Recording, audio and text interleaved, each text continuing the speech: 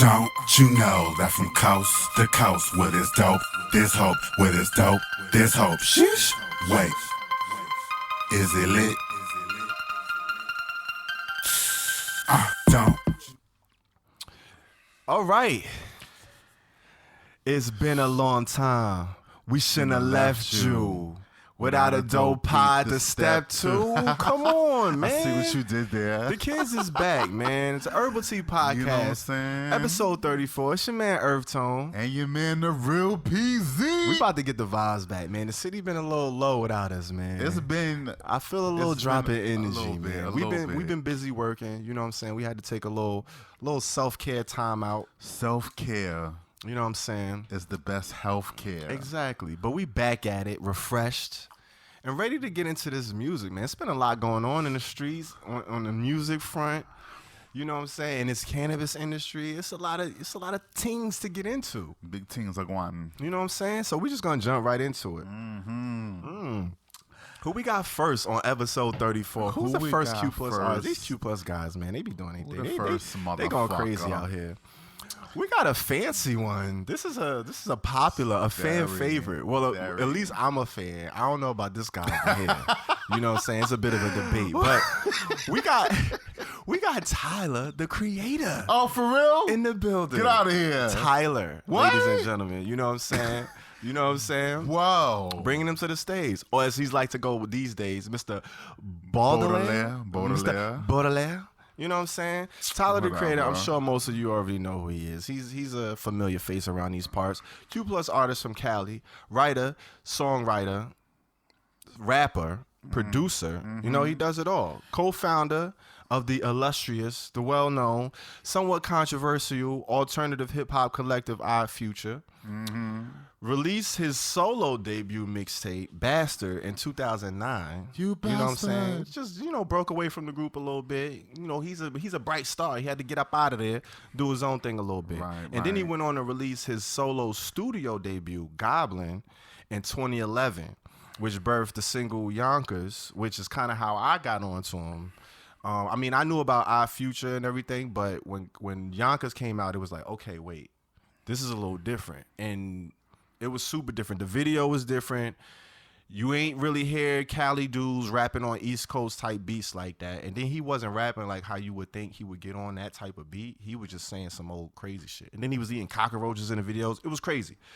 And then after that, every 2 years, he released a solo debut, solo studio album from 2011. So every 2 years, he hit you consecutively up until this year, 2011, which is 10 years since he dropped his debut. He's been around for a decade? He's been around here, man. Decade. 2011. Yeah. And even a little bit more before that, because I.K.P. was before that. So he been out here. He been out here. Get that man his respect, man. Put some respect on his name. Shit, I've been out here for a decade, too. My first album came out same year. Oh, excuse me. Heard you. You know what I'm saying? Respect due. All respect due. All respect due. He launched a TV show on Adult Swim with I.K.P. Collective. It was called Loiter Squad. That was in 2012. I'm not sure many of you probably seen that, but it was like one of those little, you know, Adult Swim got those funky little quirky shows. It was one of those type crazy out there shows, but it had a little run. I think it might, I don't know if it's still on the reruns, but I think it had about a 4 or 5 season run. He made several references to being at least bisexual in his music. A few. One mainly where he talks about, trying to fuck Justin Bieber repeatedly, repeated attempts. And he also made attempts as homeboy A$AP Rocky, which is still, it's up in the air if he is or if he isn't. But the way he plays, you're going to have to deny it for us to... You here now. We claiming you now until you deny it. So there's a lot going on with this guy. You playing too much, yeah. And he actually won his first Grammy. He won a Grammy a couple years ago for Best Rap Album for Igor, which was his last studio album that came out in 2019. So he's about due for his new project, which we about to review. But hold on. Okay. Wasn't he a top 50 on the Q Plus countdown that we did? Of course he was. I mean, of course he was. I forgot what number. He's a top 50 alumni. I think he was like top if not top 10, 20, top 15, top 20, something like that. Yeah, he was up there on the list. For sure. Definitely a top 50 Q Plus alumni. I mean, you see the resume, you see the record. He's been consistent year after year. Now, there's a bit of a debate on his projects. A few of them. I probably, for myself personally, I didn't really grab onto his projects. Wasn't a fan until like Flower Boy, which was not last. It was the one before Igor. So the one before that was the Cherry Bomb, which was really kind of turned me off. That was a weird, crazy album, but he's been consistent with it every 2 years. I mean, that's a consistent stretch, especially for in these day and age with a studio artist. People release all types of shit, but he's been consistent with it every 2 years, full-length projects, and they've been, some of them critically acclaimed, some of them not so critically acclaimed. But here we have it. Call Me If You Get Lost, the new project, the new offering from Tyler, the Creator, came out June 25th. 16 songs, 52 minutes, 10 seconds, so about an hour listen. You know what I'm saying? Man, listen. This is a quintessential rap album. We got a motherfucking moon rock. Oh my God. On our hands. Ladies and fucking gentlemen. I really did it. I really did it. I went there. We got a moon rock, 92%. And if you got something to say about it, then we gonna talk about it. You know what I'm saying? Listen. Gotta hear this shit. I really couldn't pick too many...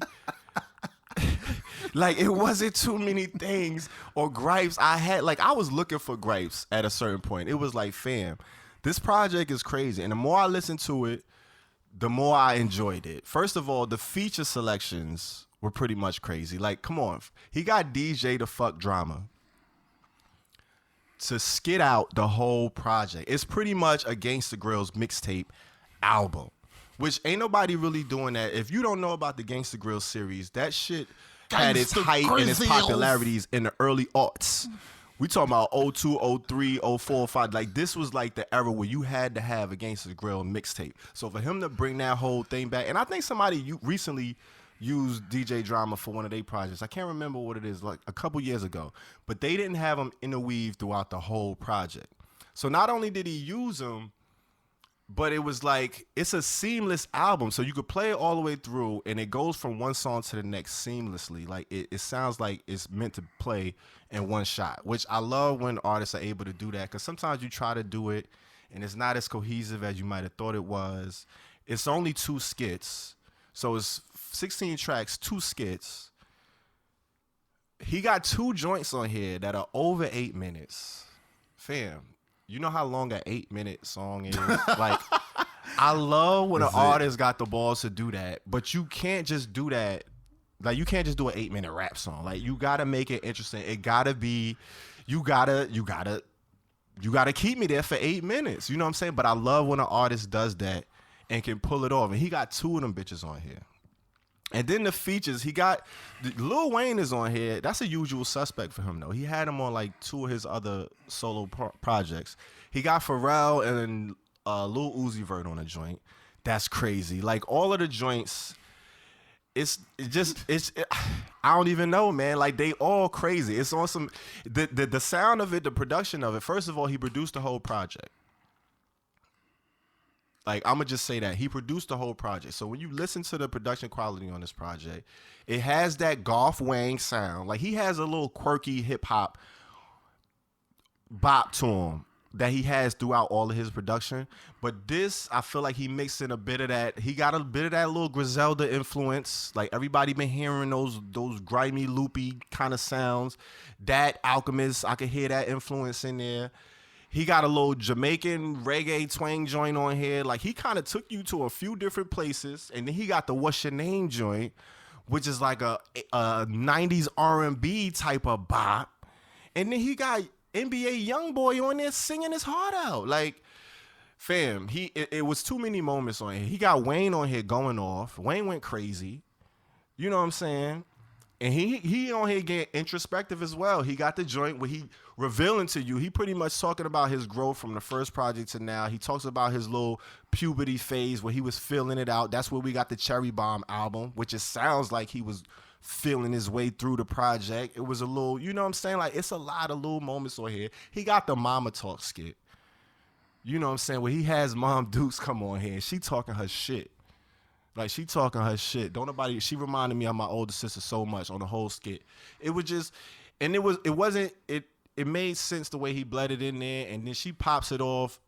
It bleeds into the beginning of the next song. I was just like, come on, man. And then the last track, the Safari joint, which I don't know if it's him in the beginning and it's pitched up, because it sounds like a whole nother artist, but then if you listen to it, it sounds like it might be him pitched up, like he did something with his voice, and there's no other feature listed. So I'm like, damn, is this him? Is he trying to? And then the last verse, he goes crazy. He ends the album, I'm only 29, but I've been focused since 30 M's.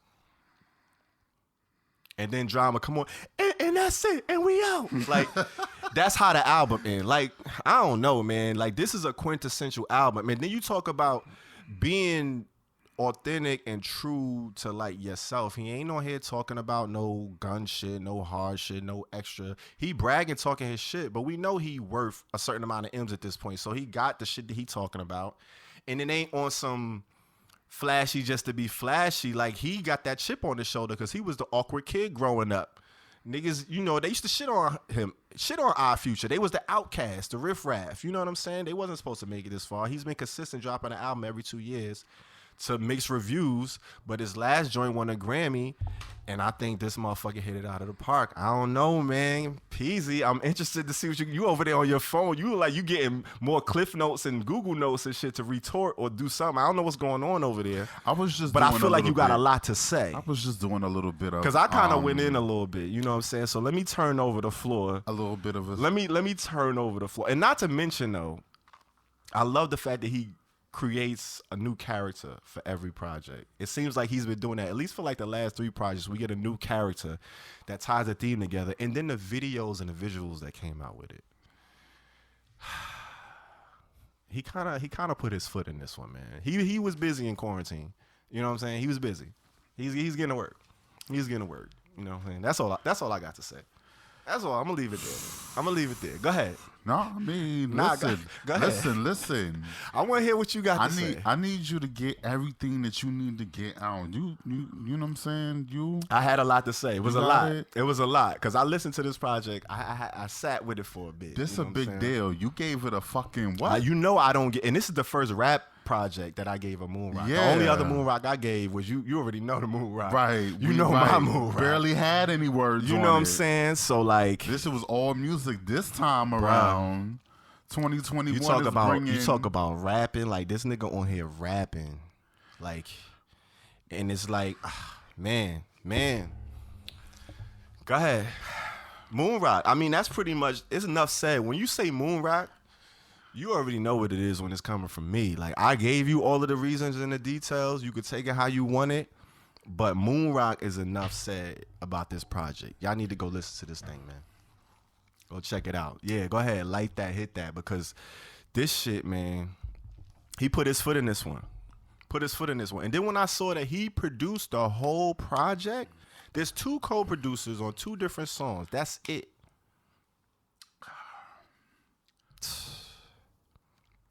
What you thought? Yeah.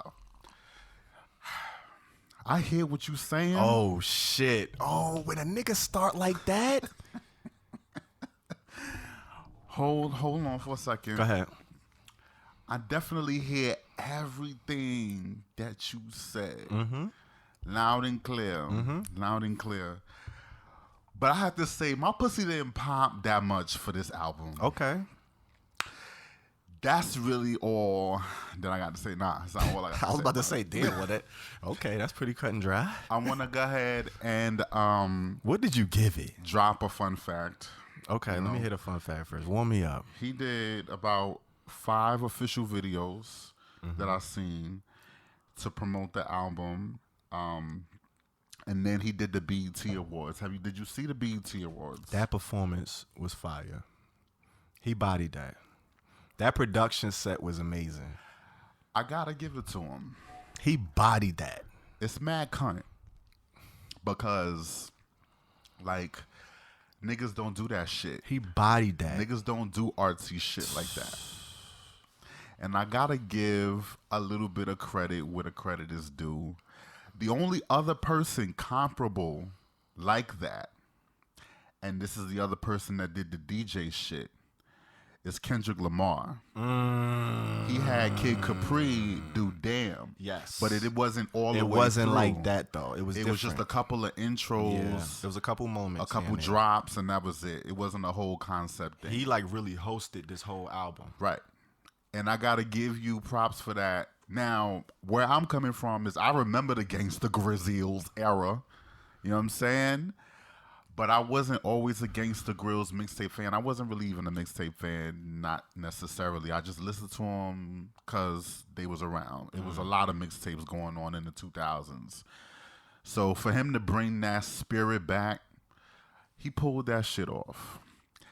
But my pussy don't pop for Tyler, the Creator lyrics, man. He don't really do it for me. Like, I get his aggression. He got a dope voice. But it's like other niggas got dope voices, but they deeper. Tyler, the Creator's not that deeper. He's just a flashy motherfucker. That's it at the end of the day. I don't hear the substance too much. You know what I'm saying? I don't really hear it. But it's great rapping, even if all of it didn't catch my interest. He kind of carried on that Sweet, the first 8-minute song. I was like, what the that fuck song is crazy. this? Why was it carrying for so long? Me? But the other 8-minute song, what is it, Wilshire? The story that he told. Fam. The story that he told about just him being in a relationship. I thought that was the quintessential record. That was fire. I love that record. But you talking about he ain't getting deep and introspective. That's all introspective. Yeah. That's one song at the end of the album. Fam. Manifesto. One song at Manifesto. the end. Massa. Skimmed. When Yonkers came out, my mom was in a shelter. I heard Come on, I heard man. it. I'm not feeling on, you man. there. I'm not feeling man. you. Not feeling you. What was your grade, though? You ain't give us your grade. Oh, yeah, I was going to get to that. Hold Go on. ahead, do your thing. Because you said, I want to see what your grade was. My grade, I gave it a 62 loud. Okay. 62 loud, because it was a good rap album. It was a good rap album. It was a great rap album. But I'm not getting a lot from him. And he never really gave me what I really would like for him to give on a rap album. Like, he's never done it for me like that. He got delivery, but he not giving me a whole lot of shit that I could see myself. You know what I'm saying? Relatability, it's not there. Okay. It's not there for me. You know what I'm saying? Okay. Like, who is Saint Baudelaire? Do I care? Why do I supposed to care about that shit? It's a great character, a little bit of escapist, and I fuck with escapist. I guess when I was younger, I was more into it because, you know, you young. But I'm at a certain point in my life now where it's like, if it ain't hitting my heart, because I done been through things and I need some people to talk to me to know if I'm not going crazy. But he didn't give me none of that. He just gave me young nigga shit. And I guess he a young nigga, sure, but you been doing it for just as long as I've been doing it. So what's going on? What are you giving? You know what I'm saying? His performances, I give him that. Like, his visuals, the way he's rolling it out, next level. Like, as far as like a representative of what the Q+ community could bring, if we got more attention, he's a great example of where it could go. Because, yeah, that BET Awards performance, top notch. Them videos, it's like he created a whole world. But what does it mean? What does it mean? But that's what I'm saying. In Just these because times, you ain't where's grasping the depth? it, you gotta What sit is it? with it. What's the depth? It Where's just the came depth? out. I don't hear it. It just I'm came not hearing out. nothing jumped out at me and be like, grab you. It's not doing it. The pussy ain't popping for him. So 62 loud. I hear but you. the joint with Listen, I hear you. I feel like Cause I feel like honestly, you got something with Tyler. Oh man! Like every time he come up, it's always something. So I feel like a 62 loud from you for Tyler is really like a fire. So I'll take it. I hear you. Is that what you gonna do? I mean, I'm just saying. Well, if you want to settle it for like I'm that, just saying. But I would give him points for the joint with Pharrell and Lil Uzi Vert. That Juggernaut shit, that shit kind of popping, and that Run It Up is kind of popping. But still, like at the end of the day, I think Pharrell out-rapped Tyler on that Juggernaut. I'm just saying. Yeah, but he never been a. Well, hey, listen. You got a loud 62 and a 92 Moon Rock. Mm-hmm. There you have it. Do with it what you will. Mm-hmm. You know what I'm saying? Go check it out. A 62 loud is doing it. Is your pussy popping? But is a 62 loud not a great grade? It's the best grade I could give it. That's a good grade. I know. You acting like that. But that's what I'm saying. Like you trying to make me feel You bad. just say he not doing it. He not doing it. That's why I'm like 62 loud is doing it. That's a pretty good grade. No. Well, depends on how. If you choose to look at it, I'm gonna let you have it. But fam, when I'm looking at the chart, once you get into loud, that's a good album. Yeah. Yeah, but it's not as good. It's not Moon Rock good. This the thing. To me, it was. See, but that's what I'm saying. We talking about mine. Mine is not. It's not Moon Rock. It's still a good grade though. You ain't got to worry about my Moon Rock. I'm talking about your loud. That's a good grade. I'm not worried about your Moon Rock. I'm saying if I was to give it a Moon Rock, then that would be a better grade than a 62. But for me, it's not Moon Rock. Period. You reacting like you gave it a Reggie though. That's why I'm like 62 is still a fucking great grade. Like that's a good grade. I mean, yeah, it's not a Reggie. It's not a Reggie. That's what I'm saying. You known for giving out Reggie. You trying to make me feel like I'm like bringing the kid down, like because I got something against Tyler. That is not what's going on. You definitely got something against. You think I got something? You think I don't got nothing against Tyler. I don't got nothing against. I don't even know the nigga. I just said if I met him on the street, the pussy would not pop as quickly as yours would. Okay. Who we got next? Next brings to the stage, y'all. Oh, this gonna be interesting. Let Let me see how this go because this gonna be very interesting. Who we got? Next to the stage, y'all. We have a newcomer. Ooh. And her name is DreamDoll. Have y'all heard of DreamDoll? I love a newbie. You know what I'm saying? DreamDoll has been newly added to the Q+. And this is what? This Pride she came out? Just last month. Breaking news. We're going to break this down. She is a Bronx-bred, boogie down rapper and reality TV personality who was formerly a bartender and kind of grew her social media following, leading to a spot on the 16th season of Bad Girls Club. I ain't never seen Bad Girls Club. I just heard about it. I already know that's a certain level of business right there. Oh, God. She then began her rap career aligning with DJ Self and his Gwinnett Entertainment label and issuing an EP, Life in Plastic, in 2017, which made it to the iTunes charts at number 15. Okay. Singles included Everything Nice, Team Dream, that's the one that went viral. Then she joined season 8 of Love and Hip Hop, where, you know, she kind of throws down in Central Park. And then issues the next EP, Life in Plastic 2, which dropped in 2018 with a string of follow-up singles, and that's where you get the I with 5-Yo Foreign. And who got the hookah? You know what I'm saying? Who got that I? You want that I? Tyler, nah, I'm playing. You see what I'm saying, though? You gave this man a loud. Like, why is he getting jabs? So DreamDoll, you know what I'm saying? Fun fact. Her dream collabo on her second mixtape, Life in Plastic 2, on a song called Funeral with none other than the Queen Bee, Lil' Kim. So she got, she spoke about it on an interview with Angela Yee. She literally just cold called Kim. y'all got this song, you know what I'm saying? I got 2 songs for you, you know, get on the one you like, and Kim came through. That's what's up. And it's a tight little joint. Okay. So, yeah, so that's DreamDoll. Have you heard of DreamDoll before this? I have heard of her before this. I know the I song very well. Right. Actually, I know, like, Joe Budden was a big fan of hers. So I watched the Joe Budden podcast, and she was always a name that would come up as one of the new hip hop chicks that they really like. But I was never I never really got into a catalog. I didn't see her on Love and Hip Hop. I didn't know she was in Bad Girls Club.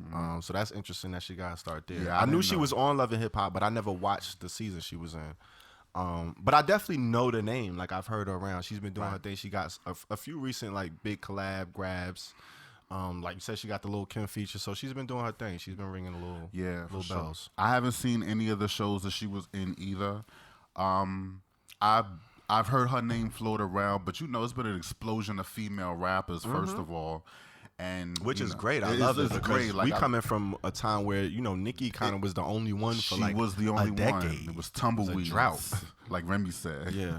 But yeah, DreamDoll, I've heard her name a lot before in different collabs and whatnot. And then her coming out definitely, made some noise. And then she came out as Bi in June 2021, and then went on to drop this single that we about to review right now, Tryouts. Try out pussy, try out pussy. It came out on June 11th, 2021. And it is her 6th solo single of 2021. And I gave it a 77% loud. Wow. I fuck with this song. Wow. Okay. I like the way this came out. Okay. I like the way this came off. Okay. You know what I'm saying? They got a little bit of a, it has a 90s vibe in there with them horns. It sound like the SWV. They definitely sampled, yeah. Mixed with the chopper style drums. Yeah. And I fuck with that. Like, I like transcending shit like that. Like, a little homage here for this 90s era and a little homage to the 2000s era. And then the way she coming off on the track, like, I love New York rappers. That's just kind of like a biased thing. Like, I love New York, and especially female New York rappers, because there's not really that many that you can name. It's a little bit more now since like Cardi B and Young M.A. came through, but especially ones that explicitly Q+. So, I mean, I just like the way she came off on the record, and it of course remind me of other records like Lil' Kim when she did Dreams and she wanted to fuck all the R&B dudes, and songs like that. Barbie Dreams, I think Nicki Minaj did that on Queen. Like, I just like that concept. I did something like that on my mixtape. I called it Super Ho, and I was talking about, just kind of getting with a lot of the other Q+ artists that were out at the time, including my ex. I put them in the song, so they immortalized like that. So I just like that concept. So, you know what I'm saying? On a basic level, like I said, she ate this fucking song, and it's a dope little rap track. I fuck with it. Okay. DreamDoll with the what? 77? 77 loud. 77% loud. Wow. Okay. I was on the other end of the spectrum. I knew you would be. I was just waiting for it. I'm not going back to this song. If I don't need to listen to it to review it, no, sorry. You're not gonna. I'm gonna skip these tryouts. Damn. Yeah, I'm sorry. I gave it a 28% Reginald James. Can we go get Sir Reginald? We had Sir Boulder there, but we need Sir Reginald today. Go on and bring him to the stage. All right, Reggie, don't rush in here like that. And all right. So one of my biggest things, and you mentioned it, like, this is literally a concept that every artist does or tries their hand at. This is not, like, I think it might have started with Biggie's Dreams. Like, he might have been the first one to do the R&B, the Patti LaBelle. Fucking Patti LaBelle, ooh, Regina Belle, she probably do me swell. Jasmine Guy was fly, Mariah Carey, kind of scared. Like, come on. Right. When that's the originator, and then Lil' Kim took a hand, like, mad people, you gotta come with it with this concept for me. Like, you can't just name all of the chicks that's out, say you want to get with them. I mean, One day, me, Barty, Nikki gonna have a menage. How lazy is that bar? Like, Nikki, menage, okay, yeah, we get, like, it's just, I don't know. I didn't get any lines that was creative enough. She was just like, all right, I'm gonna just name all the chicks, fit it in, make it rhyme, and we got one. And I just came out, oh, they gonna love it. It was like, and then the beat was cool. I saw the sample, but it sounded like they just took the two samples and put them together. And ain't really, I feel like the beat wasn't finished. The production wasn't really, I don't know. And then the child pussy. Like, I don't know. It just, I didn't get the same feeling from it. It didn't come off as genuine for me. Like, it felt like she just came out and now like, okay, I got to make my out song, really solidifying it, and it was like, here, this is it. Like, that's kind of what I got from this joint, and it was just like, somebody's not feeling your girl dream girl. They're not having dreams. And I fuck with DreamDoll. That I is my shit. Like, I love that song. This wasn't it for me. I don't know. Maybe it's the timing of it. Maybe I don't know. I don't know. It wasn't. It didn't catch me like that. Nah. Yeah. Try again. Tryouts wasn't it for me. Damn. What? There you have it. A 28% Reginald James and a 77% Loud. Imagine. What did you think? Imagine. Go check it out, man. What kind of feels DreamDoll is giving you? What kind of dreams did you having from this tryout? You know what I'm saying? Did you make the team? I don't know. Go check it out. Let us know what you think. Herbal Tea Gang, we're going to keep it moving, man. Let's keep it moving. Who we got next? We have an interesting character coming up next. Sure do. This is definitely a first for me. I'm not too familiar with this guy or them. Yeah. If you want to be, politically correct and everything and make sure you respecting everybody's boundaries, you know what I'm saying? And honoring how people want to be identified and all that, because they deserve that respect. You know what I'm saying? There you have it. One of the first fun facts. Pronouns used, they, them. Miami born. This is a traveler we have here. Been all around. Miami born, currently based in Italy. Singer, musician, producer. Yves Tumor or Yves Tumor. Is it Yves Tumor? Yves Tumor. You know what I'm saying? Or as I like to say, A.K.A. Yves Saint Laurent. You know what I'm saying? Out here with it. Raised, throw a shoe at him. Raised in Knoxville, Tennessee. So born in Miami, right? Raised in Knoxville, and now they in Italy. Like, talk about bouncing around. A lot going on. A lot of influences. Started making music at the age of 16. Self-taught piano player, drum player, bass player, and guitar player. Come on, self-taught. Like, that's like a musical prodigy almost. You know what I'm saying? I always wish I could be one of those kids that just teach myself how to play the piano. I think once you get past a certain age, it's like, it's over for that. It's like learning languages. Like, the older you get, it takes a little extra effort. You know what I'm saying? You could do it, but it's doable. But, once real life hit, you got a job, you got bills, you ain't got the time. You gotta want to do it. You gotta want to do it. Yeah. They released their label debut, Serpent Music, in 2016. In 2012, now they were actually releasing music under a different name prior to Yves Tumor.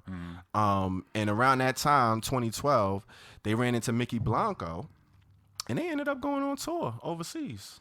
You know what I'm saying? For about a year and a half. They kind of give similar aesthetics. So they've been around. They kind of, if you look up, some of the comparisons people draw to is like a Mickey Blanco, that kind of aesthetic. Absolutely. You know what I'm saying? Those performative artists. You get a lot. Other than just the music. Have you heard of Yves? Are you familiar? Well, you actually put me on, so I know you. Yeah, I had a friend of mine put me on the Yves Tumor a couple of years ago. You know, they had a couple of records out that kind of grabbed my attention. So I just, just kind of throw some a little bit different around, because we don't necessarily get into rock artists. Not many Q+ artists really do, rock as far as like people of color. Absolutely. By POC artists. And it was interesting to see and hear him out, and some of the introspection that I found in him, I thought made him stand out. But this record, what's up with this record?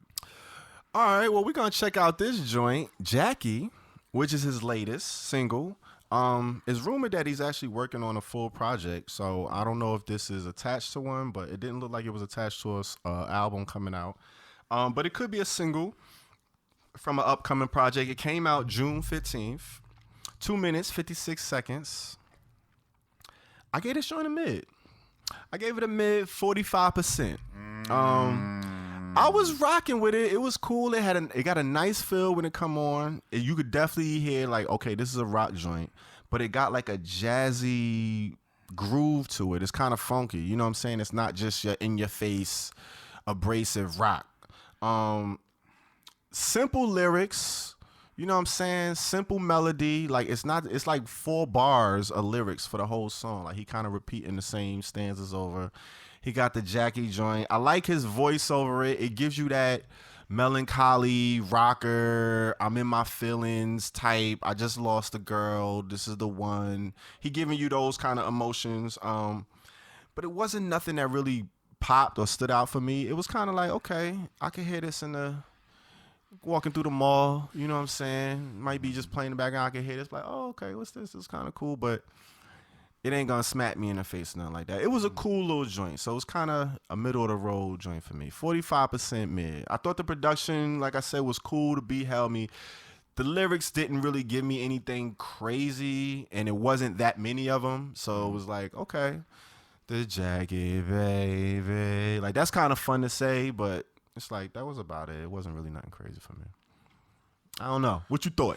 I mean, it wasn't terrible. It wasn't trash. It ain't really give me, move me the wrong way. But it was just a cool joint. It was all right. Yeah. It was cool. That's pretty much how I felt about that. I Tyler. smoke it. Yeah, that the Tyler kind of gave me the same thing. It wasn't terrible. Well, then you should have gave him a mid. You gave him a loud.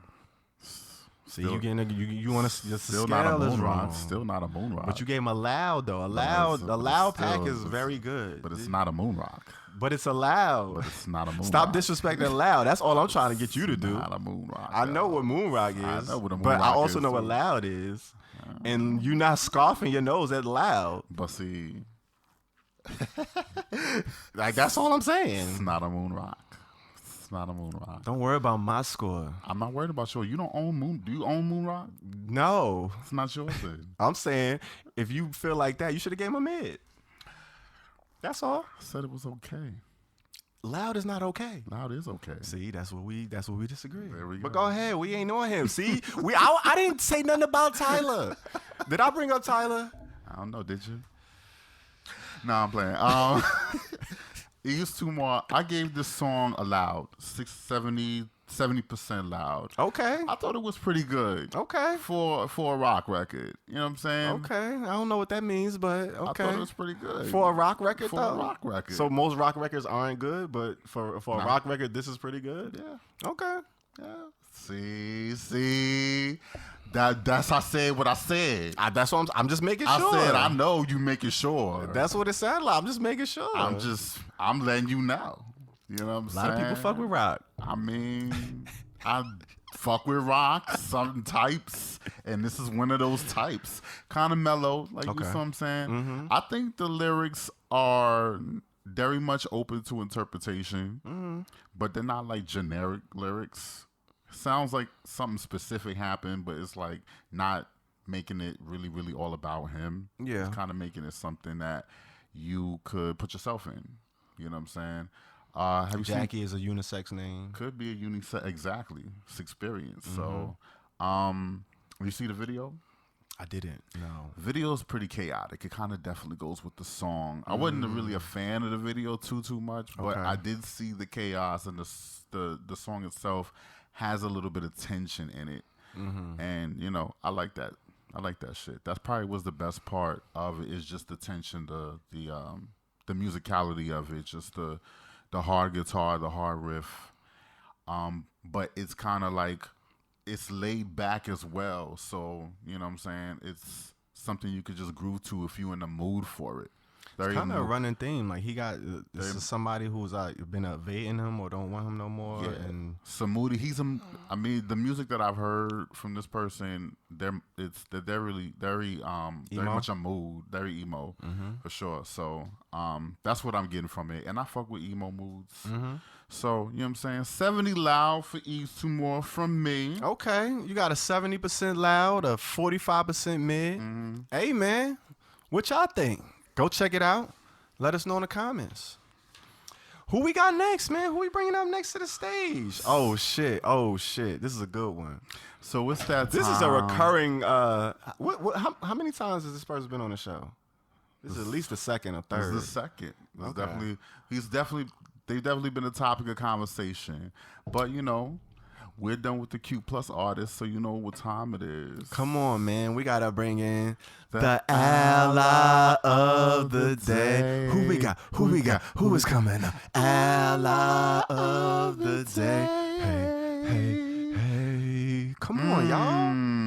You already know what time of day it is when we bring that out. When we bring that little ditty out.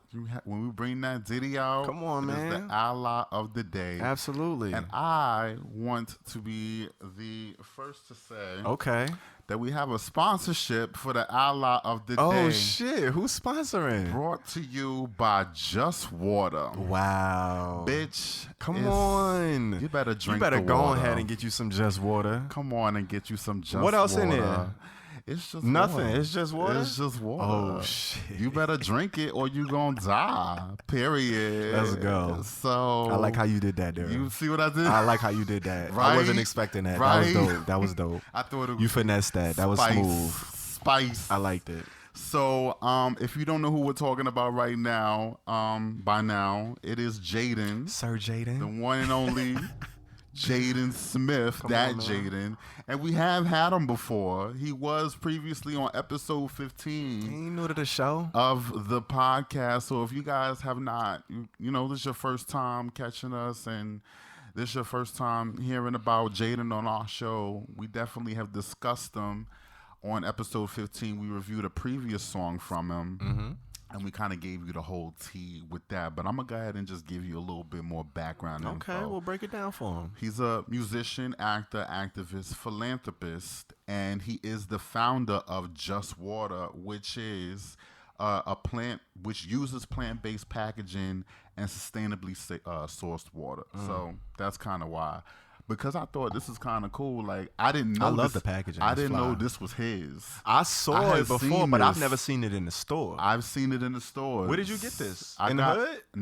Or around your way? Around my way. You see? Of course. My way. But I'm in the hood. So. Yeah, but that's I'm like. in the hood. That's like the, you know what I'm saying? I mean. The hipster hood. Anybody from Whole Foods crowd can But that's what I'm saying. That's a Whole Food hood. I don't have a Whole Foods right. But some. I wish I did. Some bodegas be having this shit. Don't sleep. Like I'm sure some of them do. I have seen it in Queens, at least in Hood by Hood 2.0, Club Hood 2.0. Get out of here. Some of the corner stores got I love this. that. You gotta like Is find it alkaline the though? Is it alkaline? Is it alkaline? Yeah. It's spring water. But see, spell alkaline. ALK. Anyway. This nigga trying to play. I'm just asking a question. But anyway, yeah. So he began a nonprofit organization, nonprofit organization, 501c3. That's actually what it's called. It's the code for a nonprofit organization. But he literally called his nonprofit organization 501. By the form, C, the form you got to fill out, spelled out 3. Yeah, I love it. I was like, that's cute. That's hard. That places mobile water.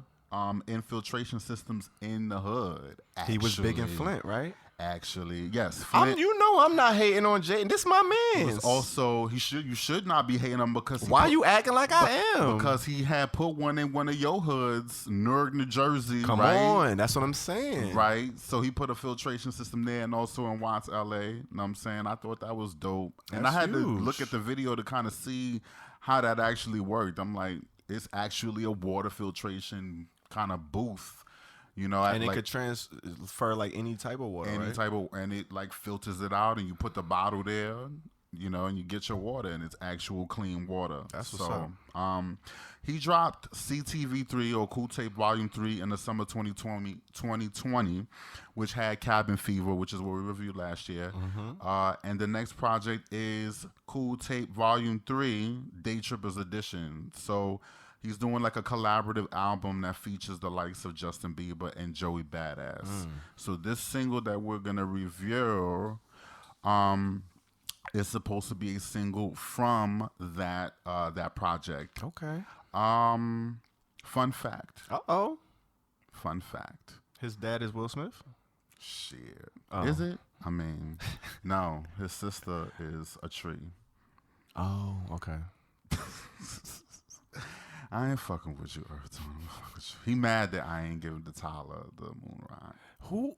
Oh my, it's really something going on with you with Tyler. Oh my God, wow. None of that ain't no wow. But fun fact, Jaden listens to audiobooks on sustainability while showering. That's one of his favorite things. Okay. So he must be got the waterproof in there, buzz. I mean, heard you. Something like that. Luxury. I mean, oof. But see, this might be your boy because he's into sustainability. That's my man. I fucks with him all the way. Like you don't need to I don't even got no facts because he already been on the show. You already know what it is. You already know how I give it up for him. Like I'm just, you know what I mean? The more I found out about it, I'm like, yo. That's my man's. Like I already knew about the filtration systems. He was out in Flint early. Like, come on. Big facts. So he has this single, Bye. Came out June 22nd, 2021. First single of 2021. I'm just going to say bring out the fire trucks because... And this fire don't need to be doused by no Flint Oh, my water. God. Interesting. Keep that fire going because I thought this song was 85% fire. Damn. I fuck with the record because I like that this is his lane, and I hope that this is his lane. Interesting. This is interesting. I think this is his lane. Okay. I like the melodies, some of the melodies on it. You know what I'm saying? I like the 85% fire. 85 fire Holy for this shit. song. I like the outro. I like that he, the rap on it. Like the song gives me feels because you got to be really, really sensitive to kind of write these type of songs. You got to really, really be in your feelings, and that's what I thought. Like I'm a fan of alternative rock. Yeah, and so that's kind of really why I mess with this record because it gives me all of that. It gives me the very California kind of alternative rock, but at the same time, I want to go back because I've been there before. I kind of get the vibes there. Cali, ooh, I could use some Cali right now. Yeah, definitely. Okay, damn. As a songwriter, I like his pen. I like his pen game a little bit. His pen game is definitely on some different shit. Yeah, it's eclectic. Yeah. So, and as far as like him rapping, I think this is the type of stuff he should be rapping over because I don't really buy him as a rapper on like rap beats because you don't fuck with him when he talking his shit. Nah. Oh wow. I like him when he's talking shit on stuff like this. Okay. Because then I'm it fits him more to me. Okay. But 85% fire for the bomb. Oh my love. Damn. That's a big rating for you. Love. Okay. Cause especially I know you ain't the biggest Jaden fan. I give ratings where it's due. You feel me? I don't understand. I guess. I don't know. Something going on with you and Tyler, man. You brought him up every segment. I ain't say nothing. Really? You gonna watch this on the playback and be like, wow, maybe it is something going on. No. But okay, 85% loud for the young king. 85% fire. I'm sorry. Fire. I gave it a 70% loud. Which was, not too far off, but I really rock with this joint. I think you hit it on the head. This is his bag. Like, I feel like I might have even heard this bop from him before. Like, it kind of give me a feel of something else he did before. I don't know necessarily what, but maybe it's just so in his bag that I'm thinking like, okay, this is something he already did before. But the song gets better and better for me. Like, the more it goes on, the better it gets. Like, halfway through, it kind of change up and goes into them bi harmonies. Like, I'm wondering if this is all him doing them shits, because they was layering the shit out of them harmonies, and them shits sounded amazing. Right. And then once he got mad, it was like, nah, like, I like this bitch since the 6th grade. Like, what? Like, he started getting in his feelings. Like, nah, she telling me bye, but hold up. Like, I ain't just letting it go like that. I'm about to fight for her. Like, it was hard, man. It had layers. It had different moments. It had different emotions. He bodied this shit. It was pretty hard. I fuck with it. I gave it a 70% loud. I fuck with it. It gave you that bubbly, poppy feel in the beginning, like you riding through the sun. And then it's like he have a moment of realization, like, wait a minute, she just told me, nah, she in love with somebody else. Like, nah, like, that ain't what I imagined. Like, this shit was hard. And I like when he get in his rap shit. Like, I like when the young boys rap and they talk their shit. And the reason why I could buy him when he talking his little aggressive talk, everybody could get firm and aggressive with their shit. But it's like, what you saying when you doing that? Like, I never hear him say anything that's like, okay. He talk about Teslas and shit. But that's what I'm saying. He talking about his shit. That's his word. What you want him to talk about? True. You right. That's kind of like when you put them in, you know, you kind of put these artists in a corner when you do that, because it's like, okay, I'm not a gangster nigga. I'm not a tough guy. I'm not doing this. So when I get on my shit talk, what can I talk about other than the shit that I got that I know you don't got? You probably don't know about a Tesla. You don't know what the inside of that shit look like. Let me break it down for you. I think that's super fly. You know what I'm saying? What else can these little niggas talk about? That's Will Smith's son. I certainly don't know what he been through. I don't know about a Baudelaire. So that's what I'm saying. I know. You break it down for you, then it's like, oh, yo, every segment though, without fail. That's all I'm saying. That's all I'm saying is every segment. But yeah, 70% loud. You got an 85% fly for the ally of the day, Sir Jaden Smith, man. What y'all think? Go check it out. Shout out to the Q Plus artists and the allies that, you know, we reviewing out here and keeping the movement going. Because at the end of the day, without like, y'all, it's no serious. It's seriously like amazing music, amazing shit going on out here. All jokes aside, so absolutely. I gotta give props where the props is due for sure. Hey, you know we gotta throw the spice on it. And we gotta give it up to you, but we always feel it. It's always respect, and it's always respectful, and it's always knowledgeable, and we know what the fuck we talking about when it comes to this music shit. We ain't just throwing out these grades. Like I said, I'm gonna give Peasy his shit. He gonna give me my shit. But we always defend our grades and we break it down and we make it make sense. You know what I'm saying? We ain't up out here just talking out our ass. Nah, I said what I said. Yeah, you know what I'm saying? And around this time, you know, it's time to see what's bubbling in the streets. Yeah. What's happening on the pavement, on the curb? You know, I've been beating that pavement, yo. But I might have to leave that pavement alone just a tiny bit. Okay. You know what I'm saying? Pavement kind of been a little bit unkind with your boy. I was going to say, you got to slow down. But I'm still out here. And these mean Skreetz. Don't worry. They bite back sometimes. You know why? I'm still going to be your street correspondent. Okay. The real PZ. Okay. And we in these streets, there's a lot of things going on. We're going to first start with this needle drop. You know what I'm saying? I know you fuck with the needle drop. Of course. I love the needle drop. So we got a couple of joints that kind of popped off. Okay, what we got? In addition, we got Lay Kid. You know what I'm saying? Got a joint produced by the one and only DJ Swanee River. Hey. He did a song called Fuego. Okay. And it's kind of Fuego. Is it Fuego? It's kind of Fuego. Shit. Oh, shit. I think it's worth checking out, y'all. Okay. That new Saucy Santana. She got a new song. You know what I'm saying? It's here for the girls. Dropping. Here we go. Here we go. It's a little bit of bop. Okay. Have you heard of this kid named Amorphous? Amorphous? I haven't. I've heard of Morpheus. Not the same one. Not the same thing. Okay. Totally opposite. Got you. Okay. Brand new era. That's the older era. This is the new era. Okay. You know what I'm saying? Put me on there. Amorphous is a Philly kid, you know.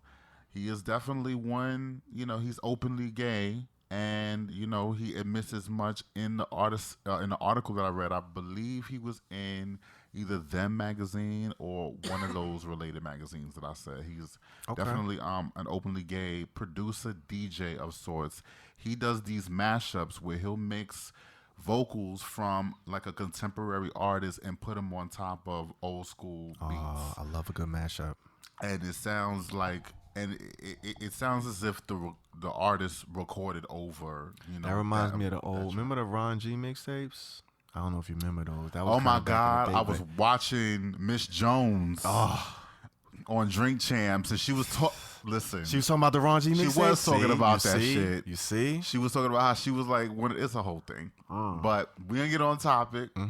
But our kid Amorphous, he's definitely one of those that bridges, the old with the new, and that's kind of what he's been big. There's this one of the mixes he put out is Rihanna's "Kiss It Better" vocals on top of Luther Vandross's "Never Too Much," and that shit went, and they got like millions of views. I love a good blend. He got a couple. He's got some, definitely worked with some people in the industry. They caught his eye and whatnot. He's got a song out. He actually has an EP out, but one of the songs from it is with Brandy and James Fauntleroy, and it's called "The Wave," and that joint is a bop.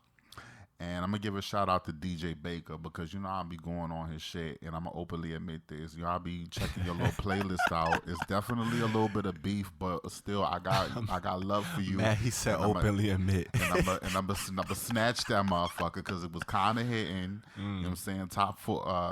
Weekly top 40 be definitely be in this sauce. Hey, man. So put me on. We might have been on to something. We're giving Swanee them acapellas, and that might be a nice little. Let's get it cracking, man. Yeah, let's get them things flying. A little bit going on. First, we got to let them get used to the originals, but right. That's a nice little way to extend the.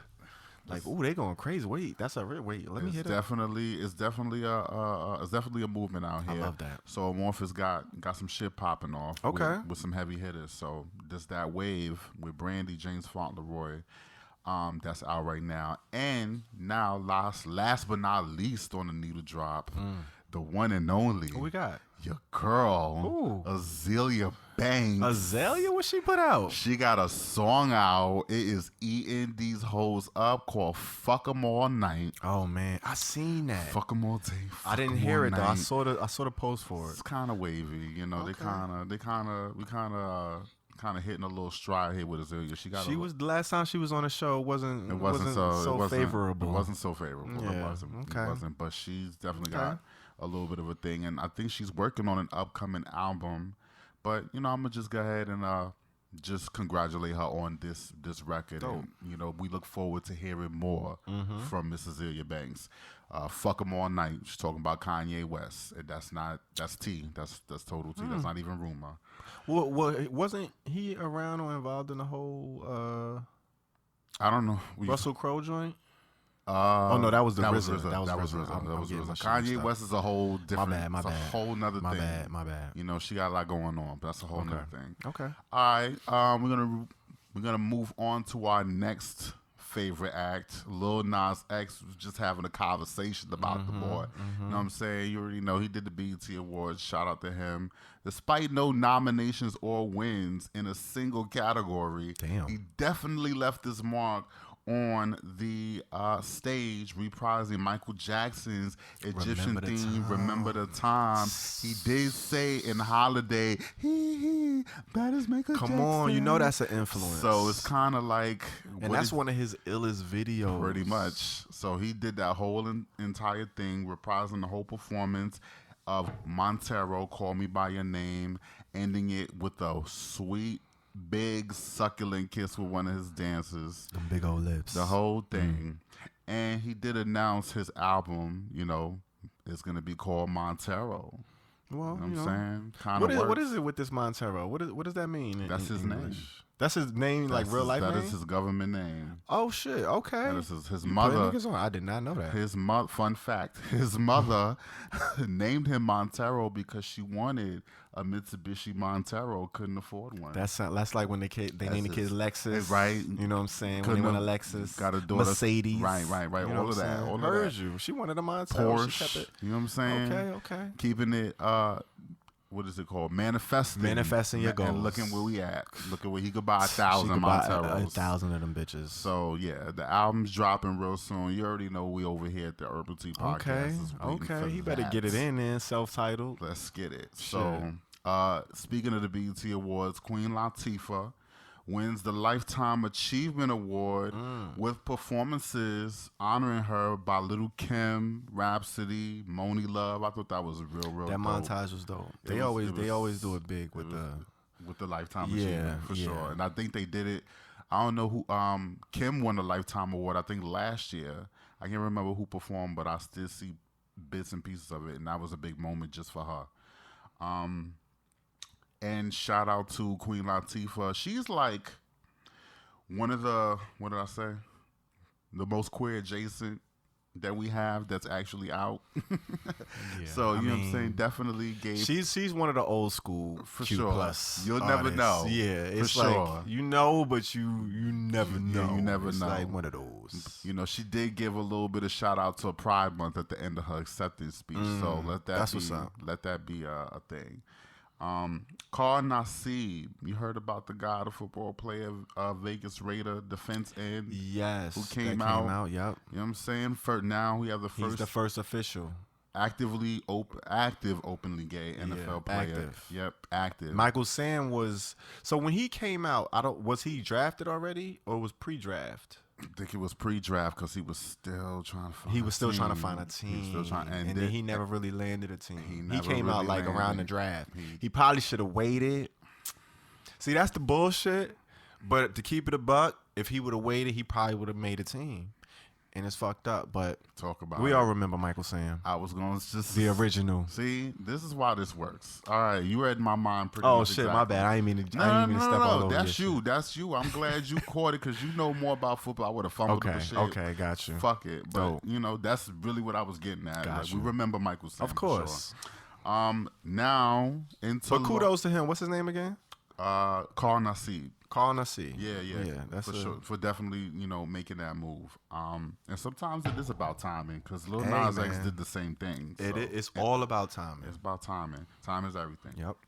Shout out to President Biden who signs into law making Pulse nightclub a national memorial commemorating the 49 lives lost in the mass shooting in June 2016. I think he, of course, did this during Pride Month. So, you know, I think that's definitely a look. That was a big deal. It was a big deal. It's a step. Yeah. It's a step in the right direction, for sure. On that note as well, the Department of Veteran Affairs announces they will offer gender-affirming surgeries to trans veterans. Oh, shit. Officially announced by the Secretary of Veteran Affairs, Dennis McDonough. That is a very big deal. Very big deal. Talk about a big deal. Yeah. It's like, yeah. That's a huge sign. That's a whiplash considering we just came from a president who wanted to damn ban trans from after they were already accepted or became accepted wanted to reverse the shit. Yeah, kind of reverse the shit. And now we got, you know, President Biden not only bringing them back in, but letting them actually continue to be their whole selves for veterans, you know, of course. So then that's huge. Shout out to that. Shout out to that. Big congrats to Kristen Richardson Jordan. I don't know if you heard of her. She's definitely new to me, but she is likely to beat the incumbent Bill Perkins as the first black queer woman to earn a seat on the New York City Council. Wow, okay. The legislative body of the city. So look at us moving our way into the legislation. Listen, it's a lot. Legislation is huge. Like that's where it's at. Like I mean, politics is a crazy game. It is. That representation definitely does matter. She is repping Central Harlem. That's District 9. I like it. It's crazy. District 9 just like reminds me of Hunger Games. It's like crazy how it's broken. Isn't it a movie called District 9? It is Remember a movie. that movie? It is a movie because I Googled and it was like some Hunger 9. Games type. Oh my god, backwoods type shit. Like they was in the outskirts trying to survive. It was It's crazy how, but the way they assign it, of course, the districts is the districts doesn't separate it. Like all right, well, where does this end? Yeah, it's all levels: the federal level, state level, city level. It's all done the same way. But shout out to Kristen Richardson Jordan, you know, for running a very, very successful campaign, grassroots campaign, and, you know, defund the police. She's there, all of that. You know what I'm saying? So, you know, shout out for running a successful campaign. The votes are still coming in, the absentee ballots. They're still counting those, but she's definitely claiming victory. And I just want to say shout out for the representation and running a campaign that is successful as yours, period. FDA says poppers, don't do them. Don't do them no more, y'all. We can't do poppers no more? Can't do poppers no more. And you remember when we did Bar Facts, carry poppers in my pocket in case it pop off. We can't do that no more. Shit. I mean, they been saying poppers was no good. Listen, I only done poppers like maybe once or twice in my life, and I never liked how they made me feel. So just, side note, I was... So you was bluffing on that joint? Definitely, you was doing false bars? You was stunting? Definitely carrying. Damn. I was carrying. It wasn't false. I did them. I heard and you. I would have did it again. I heard you. But I'm just saying. Got you. You know what I'm saying? Don't do them no more. FDA say they ain't cool. Meanwhile, we still have other shit going on that's much worse than poppers. Like, I already thought they wasn't for the faint of heart. I mean, I wasn't running around thinking they was a supplement. I mean, it's people be sniffing nitrous oxide and shit like that. That's a thing. That's a whole... It's nail polish remover. It's nail polish remover. People do it. What you thought? What you expect? you might die. You probably lose a couple of brain cells every time you sniff it. I'm pretty sure. Brain death is a thing. Yeah. It's real. Yeah. That's we got that, but I want to also bring it back to the true roots of this thing, because guess who's back? It might be the Alliance. Man, listen. I want to talk about the Alliance for a second. Let's flex on them. The energies are gonna get different. The energy gonna get real different in a minute. It's gonna be real different. They just got the album though, because we putting this out in August, or at the end of July. Yeah. But let's talk about the Epicenter video and everything that we did. You know what I'm saying, to make that shit happen in a crunch, painting a runway. Because we did the song. We did the song, but then we wrapped up recording the album and just kind of like planned this video right after, and then went and did it. Yeah, and then did a photo shoot. All throughout Pride Month. It was within a month. Once June hit, like we kind of finished the recording. What was it? The end of May? The end of May. No, we finished recording in April. Yeah, the end of April, because I think that was the last month. We just that had was a the last month we had leftover sessions. We had two sessions in May, cleanup sessions. So we was done a recording in May, and it was in the mixing segment within May, and then it went to mastering in June. And June was like, all right, pick up time, photo shoot. That's it. Let's get the covers done. Let's get the video done. We had to get it done, and we had to make that shit happen in short order. Recording that video in Randall's Island. That was a dope experience. That was a fun shoot. It was hot. Outside of the first outside. Once we got past the first hour with the contacts. Because if any of you saw, I'm sure you seen a video floating around. Situation with me and B Hood cooped up in a whip, looking at the rear view mirrors. You know what I'm saying? Trying to get the contacts in our eyes. It was an experience. I've never had contacts in my eyes before in my life. Yeah. So that was the first time of me ever putting contacts in your eyes. And if anybody knows putting them things in your eyes for the first time, it takes some getting used to. I tried putting contacts in both of their eyes. One of them didn't work. I did it for EarthTone, and then I tried to do it for Billy. This is after I got mine in, and I helped Swanee get his in perfectly. And I dropped Swanee's twice. I was going to say, y'all was over there struggling too. But once you got it in Swanee's eyes, I'm like, all right, you can get it in mine. Swanee was good to go. And I tried to go to your man right next to me. It was not working. My eyes, the reflection of my eyes was too strong. I had to get past my reflex. He would not keep his eyes open. That's kind of like key. It's hard. Contacts. But, we got him in there, and everybody see the video. We in there glowing. You know what I'm saying? It worked out. Yeah. Just a little behind the scenes, tea. But the video was definitely a whole key. I fucked with that video. It was fun, man. It's one of my favorite videos and video shoots. We put that together pretty quickly. Shout out to Mike Ezrachi. Yes. That's his name? That's how you say it? Ezrachi, I think. Ezrachi. Yeah. Shooting that video, editing that video in short order for us, and making that whole thing happen. And that Supergroup album, it's an event, freshly out. You know what I'm saying? Go check it out if you haven't already. Definitely go tune in. Get into that. Listen, man, it's a vibe. It's an experience. You know what I'm saying? It really is. We got one rule where we can't review our own shit, so it's only gonna end up on here. We're only gonna tell you about it because how we look reviewing our own shit. I mean, but I'ma just say.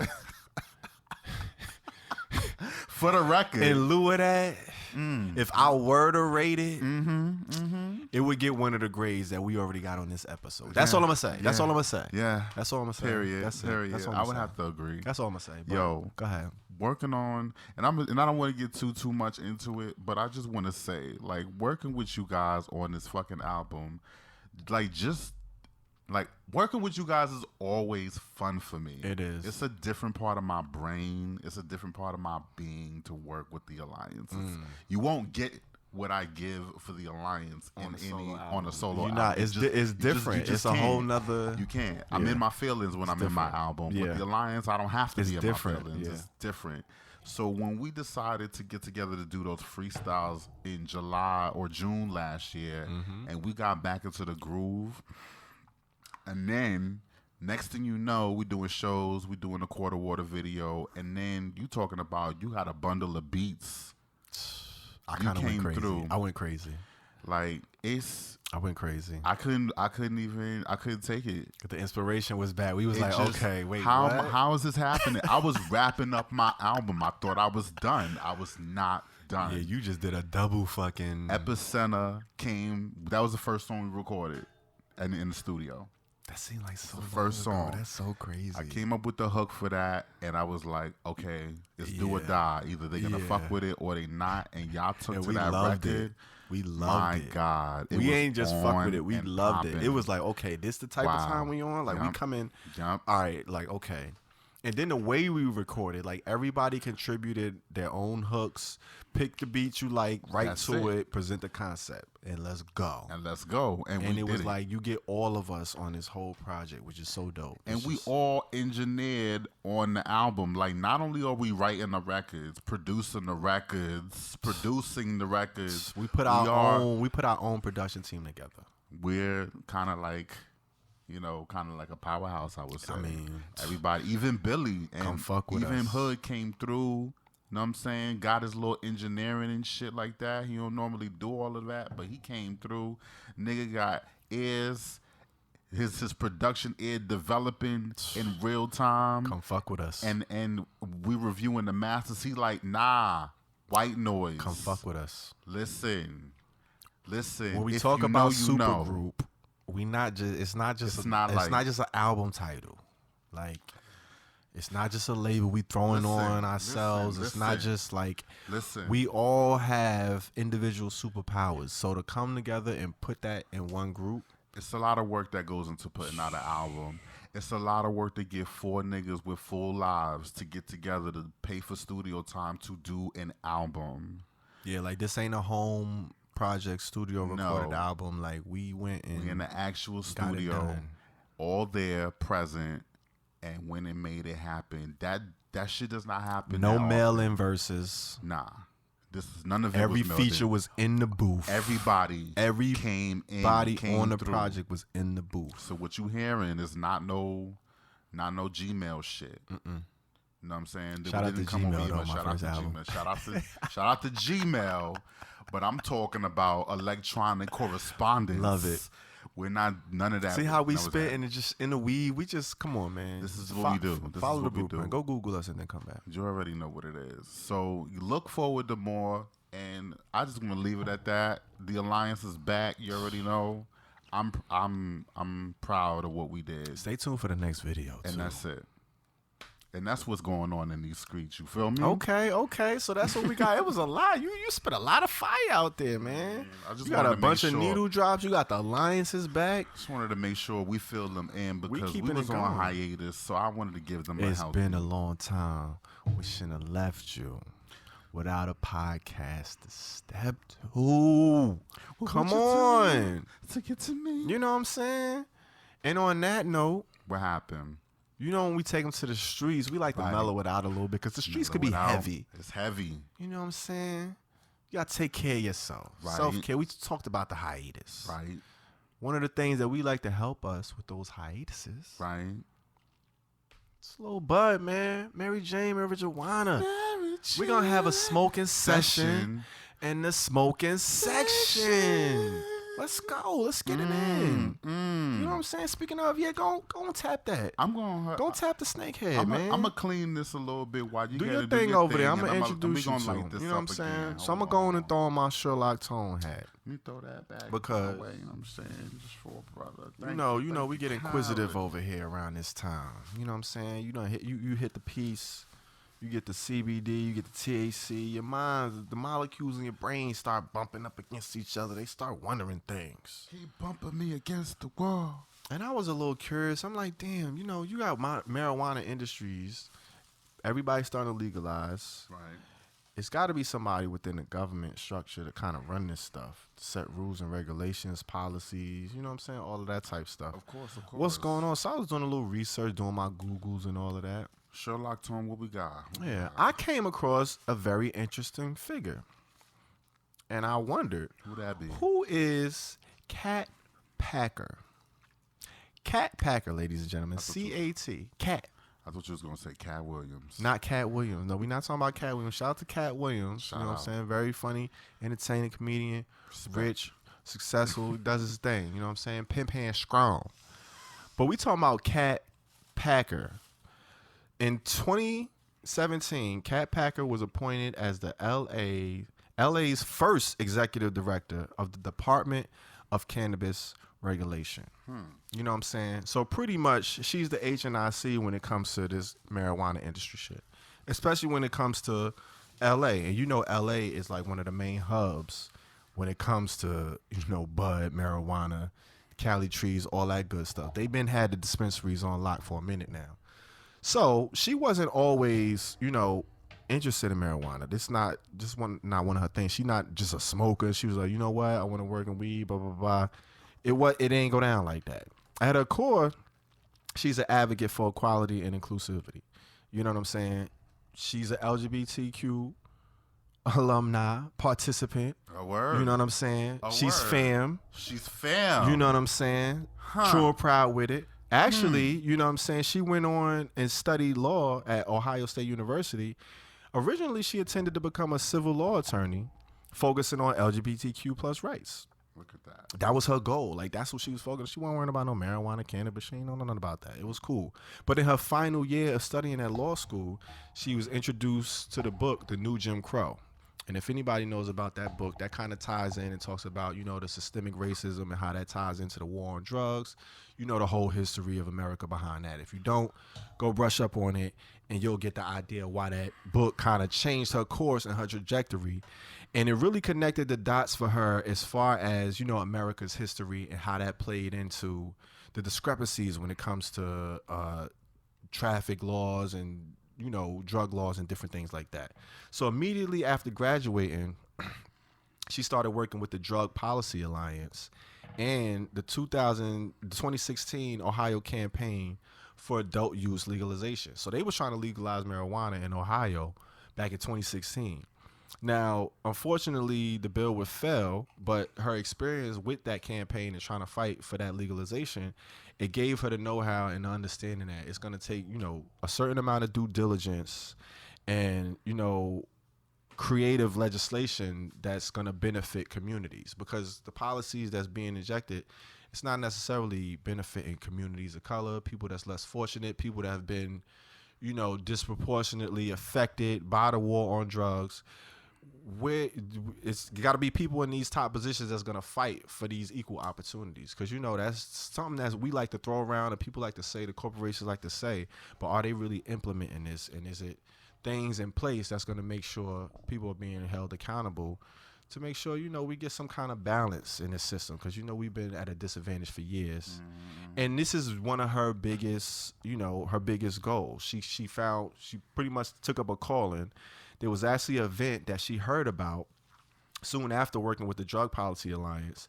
They were sponsoring an event where it was pretty much a one-day session, and they were set to sit in front of the United Nations and talk about drug policy and how that relates to race.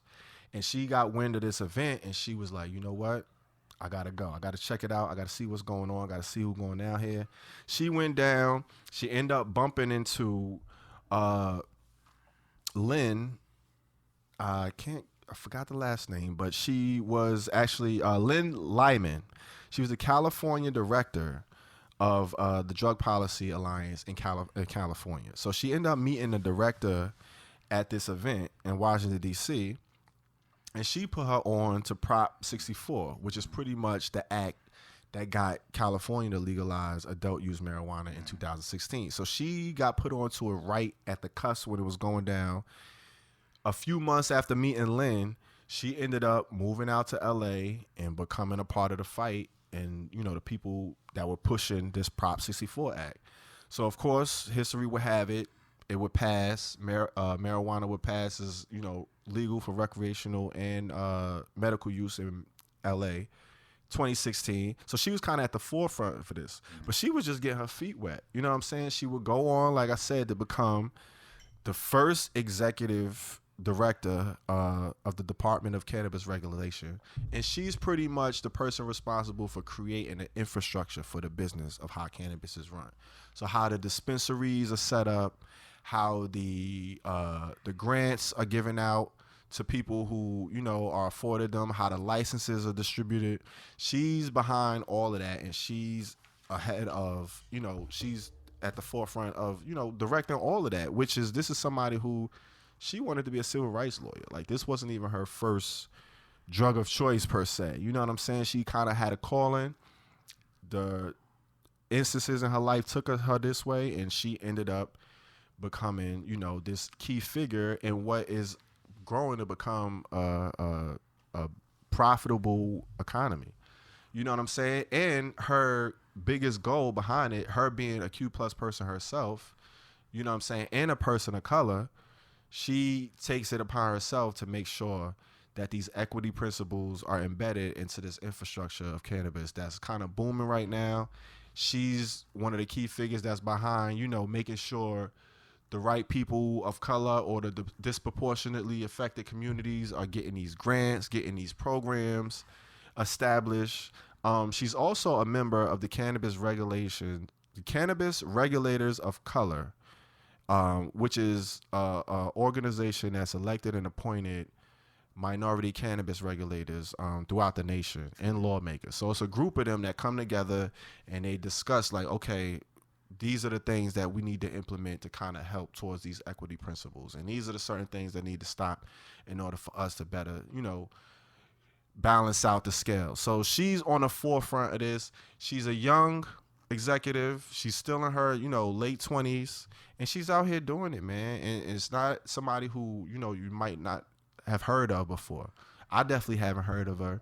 And this is somebody who's of the community and who's doing big things and who's, you know, really evoking change in policy that's going to positively affect the community. So shout out to Kat Packer.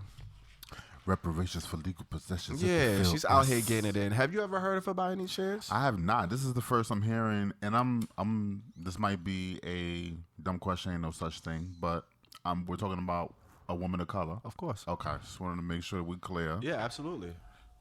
Yeah, queer, bisexual woman of color. Actually, she might be lesbian. I'm not sure. But she's definitely femme, and she's definitely for the people, and she's of the equity and, you know, making sure we get our just due in this whole marijuana boom industry.